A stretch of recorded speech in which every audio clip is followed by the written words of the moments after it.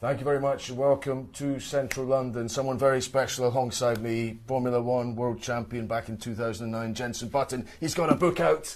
As you can see, it's a really good read. I've been through it myself already.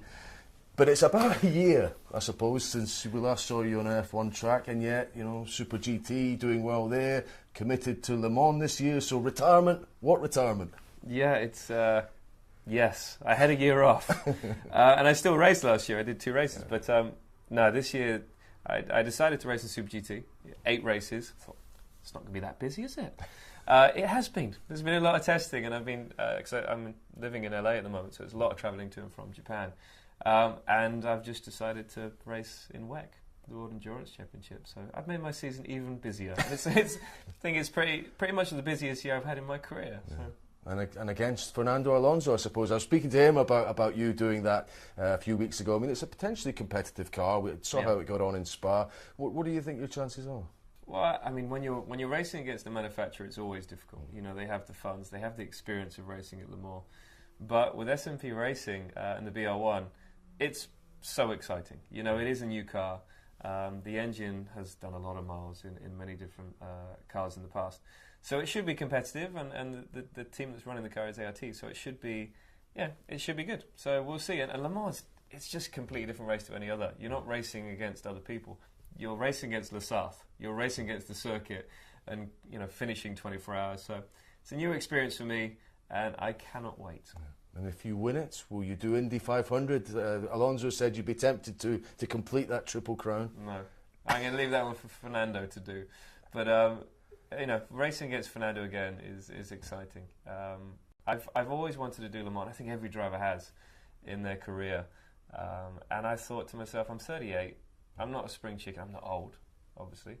But if I don't race now, I won't get to race until I'm 40. So this is a great opportunity. And as you said, I think we can be competitive and hopefully fight for a podium, and then you never know. Okay, well, we look forward to that, and we'll all be supporting you, of course. What about F1? I'm sure you keep an eye on it. It looks intriguing after 4 races. Who's favourite in your own head as things stand, Vettel or Hamilton? It looks like between them again, maybe. Well, the great thing is I couldn't choose between them. I really couldn't. You know, Formula One, for many years, it's been one team that's more competitive than others. This year, it's a real mix. You've got Ferrari that's strong. Obviously, the Mercedes is strong. And the Red Bull, on its day, can win races as well. So the sport's in a great place. I think everyone loves to see that fight. Whether it's a Mercedes driver that you want to win or Ferrari driver, it doesn't matter. I think the important thing is that the competition's there and the fight's there. And because it's so competitive, people are making mistakes. And that's what adds to the adds a bit of spice. Going into Barcelona, who knows who's going to win? I really have no idea, and I think that's why a lot of fans are turning on and watching Formula One, because they don't know who's going to win.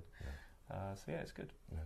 One guy who has won a race is Daniel Ricciardo, quite magnificently as well. He's got a decision to make.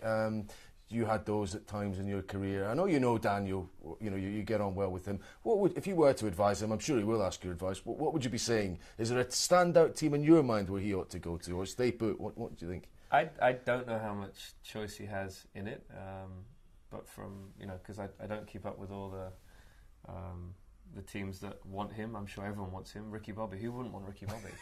I mean, he's an absolute legend. Every time I see him, though, we don't talk about motor racing, so I don't really know what he's thinking. But I'm guessing he has an opportunity of racing at Ferrari, possibility at Mercedes and Red Bull. So it's a tough one. I mean, those are the top 3 teams. No one really gets that opportunity. He's very lucky to find himself in that situation. So it's tough. He doesn't want to make the decision too soon, but he also doesn't want to make it too late. And it looks like then he's seeing who is most competitive towards the end of the year. Because next year is a completely different year. Who knows who's going to be competitive? He's got to go with his heart and go with a team that feels right for him, a team atmosphere. I'd like to see him in a Ferrari. Okay, well, on that bombshell, Jenson Button, thank you very much. A year since you stopped racing in F1. I think he looks 5 years younger. What do you think?